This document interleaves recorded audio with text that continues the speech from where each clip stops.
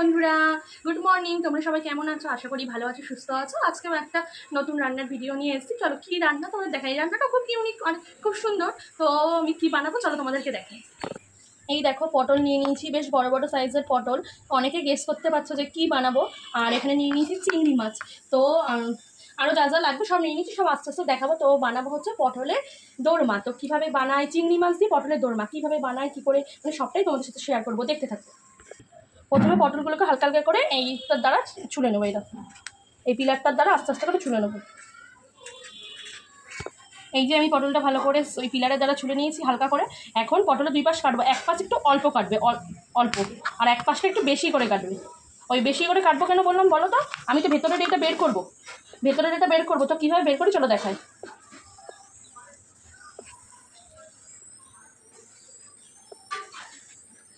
এই দেখো, এই যে আরেকটু আছে, এটাও বের করে নেবো।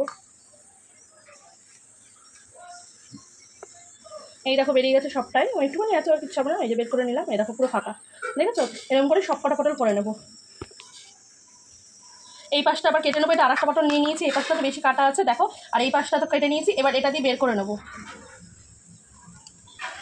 সেমভাবে সব কটা পটলই আমি করে নেবো, এইভাবে বের করে নেবো। এই দেখো বেরিয়ে যাচ্ছে কি সুন্দর। এই পিলারের দ্বারাই বের করবো, তাহলে বেরিয়ে যাচ্ছে সুন্দরভাবে। এই দেখো সবটা বেরিয়ে গেছে কি সুন্দর। তো এই পাশটা অল্প কেটেছি, কারণ এই পাশটা এরকম মুখ বন্ধই থাকবে। এটা শুধু এটা দিয়ে পুরটা ঢোকাবো, এটা দিয়ে, তাই এরকম করে ফাঁকা করলাম। এই দেখো পুরো ফাঁকা হয়ে গেছে। এইভাবে আমরা সব পটলগুলো তো করে নেবো। আর এইটা যেটা পটলের ভেতর থেকে বের করছি, এটা একদম ফেলবে না। এটা দিয়ে আমরা পুর বানাবো। তো যখন পুর বানাবো কীভাবে বানাবো সবটাই তোমাদেরকে দেখাবো।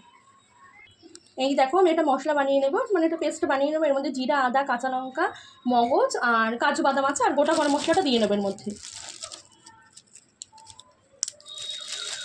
এই যে গোটা গরম মশলাটা দিয়ে নিলাম। এবার একটা পেস্ট বানিয়ে নেবো। এই দেখো আমি এখন মিক্সিতে পেস্টটা বানিয়ে নেবো। চলো, যে পটলগুলো ভালো করে ধুয়ে নিয়েছি, এখন নুন হলুদ মাখিয়ে ভালো করে ভেজে নেবো। আমি আগে ভেজে নিচ্ছি, মানে পুর ভরার আগে ভেজে নিচ্ছি। পুরটা ভরে ভাজতে গেলে না পুরটা বেরিয়ে যাবে, এই জন্য আমি আগে থেকে পটলটা ভেজে নিচ্ছি।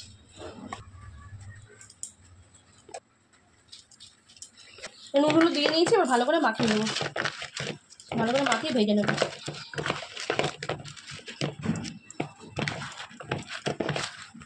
এই কড়াইয়ে তেল দিয়ে দিয়েছি, তেলটাও গরম হয়ে গেছে। এখন আমি পটলগুলো ভেজে নেবো হালকা করে, বেশি ভাজবো না কিন্তু হালকা করে ভেজে নেবো।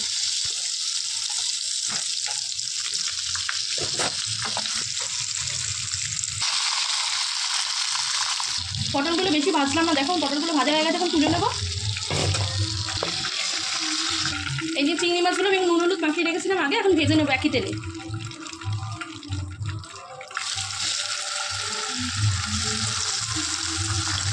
এই যে পেস্টটা বানানো হয়ে গেছে, এই দেখো। এখন আমি পেস্টটাকে বাটির মধ্যে ঢেলে রাখবো। চিংড়ি মাছগুলো ভাজা হয়ে গেছে, এখন তুলে নেবো। এই যে পটলের ভিতর থেকে যে পুরটা ইয়েটা বের করেছিলাম, এখন এটাকে একটু পেস্ট করে নেবো। পেস্ট করে এরকম টালবো। এই তেলে, একই তেলে আমি জিরে ফোড়ন দিয়ে নিলাম। যেই পেস্টটা করে রেখেছিলাম পটলের ওইটা দিয়ে দিলাম। এই যে আলুগুলো আমি আগে থেকে সিদ্ধ করে রেখেছিলাম সেটাও এর মধ্যে দিয়ে নিলাম।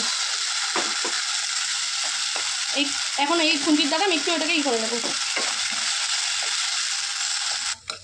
আলুগুলোকে একটু হাতা দিয়ে করে নিলাম, ম্যাশ করে নিলাম হাতা দিয়ে। ভেজে রাখা এই যে চিংড়ি মাছগুলো এর মধ্যে দিয়ে দিলাম। এবার পুরটাকে আমি টালবো কড়াই বেশ অনেকক্ষণ ধরে।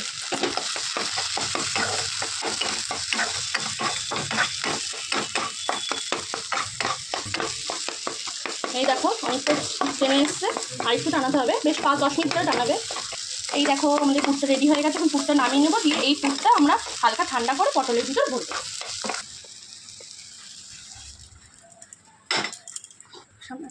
এই যে তেল গরম হয়ে গেছে, তেলের মধ্যে গোটা গরম মশলা, শুকনো লঙ্কা, তেজপাতা, জিরা আর একটু কাসুরি মেথি পাতা দিয়ে একটু ভেজে নেব। দিয়ে এর মধ্যে মশলাটা দিয়ে দেবো। আমি গ্রেভিটা বানাতে থাকি আর পুরটা থেকে ঠান্ডা হয়ে যাবে। নাড়াচাড়া করবো।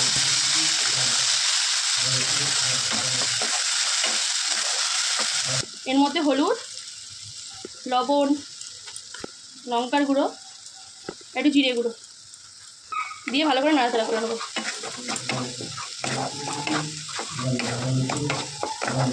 ভালো করে 5-10 মিনিট ধরে একটু কষিয়ে নেবো মশলাটাকে।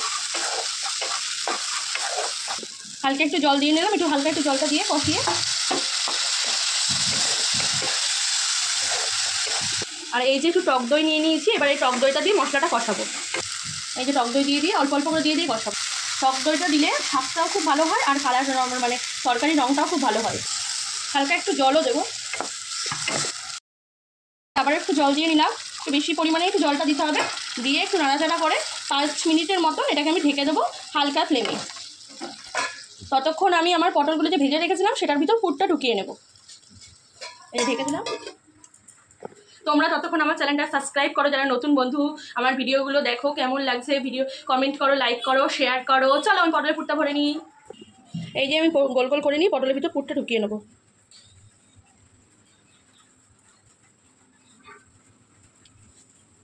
এই দেখো হয়ে গেছে, পুরো পটলটা ভর্তি হয়ে গেছে। এরকম করে আমি সবকটা পটল করে নেব।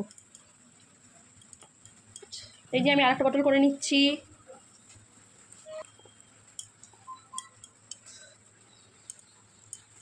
এই দেখো বন্ধুরা, সব পুরগুলো ভরা হয়ে গেছে পটলে।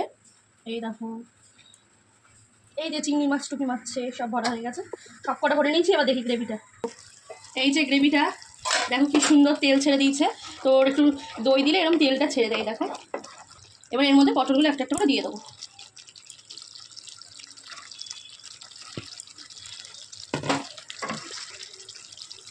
এই দেখো, এবার বেশি নাড়াচাড়া করা যাবে না, নাহলে পুরটা বেরিয়ে যাবে। আস্তে আস্তে করে হতে থাকে। হালকা একটু জল দিয়ে 5 মিনিটের জন্য ঢেকে দেবো। এই যে রেডি হয়ে গেছে দেখো, দেখেছো কি সুন্দর পুরো পটলগুলো ফুলে গেছে একদম দেখো। এবার এর মধ্যে হালকা ঘি, গরম মশলা দেবো। এর মধ্যে একটু ঘি মশলা আর একটু গরম মশলা গুঁড়ো। তো আমার রেডি হয়ে গেছে পটলের দোরমা। এই দেখো একটু তো এই দেখো রেডি হয়ে গেছে পটলের দোরমা। এবার হালকা করে একটু নাড়াচাড়া করে নেবো, ব্যাস রেডি। এই যে দেখো এখন নামিয়ে নেব।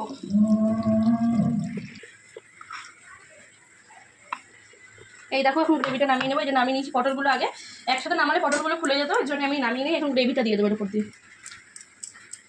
এই দেখো ঢেলে নিয়েছি পটলের দোরমা। কেমন হয়েছে দেখতে অবশ্যই জানাবে। চিংড়ি মাছ দিয়ে পটলের দোরমা তোমরা অবশ্যই কমেন্টে লিখবে কেমন হয়েছে। আর অবশ্যই একবার হলেও ট্রাই করো বাড়িতে, খুব সহজ পদ্ধতিতে দেখানো হয়েছে। গরম ভাতের সাথে জাস্ট জমে যাবে একদম। তো দেখলেই তো রেডি হয়ে গেছে। তো ভিডিওটা আজকের মতন এইটুকুই। দেখা হচ্ছে আবার নেক্সট ভিডিওতে। ভালো থেকো, সুস্থ থেকো। আবার আমরা আসবো একটা নতুন রেসিপি নিয়ে। টাটা।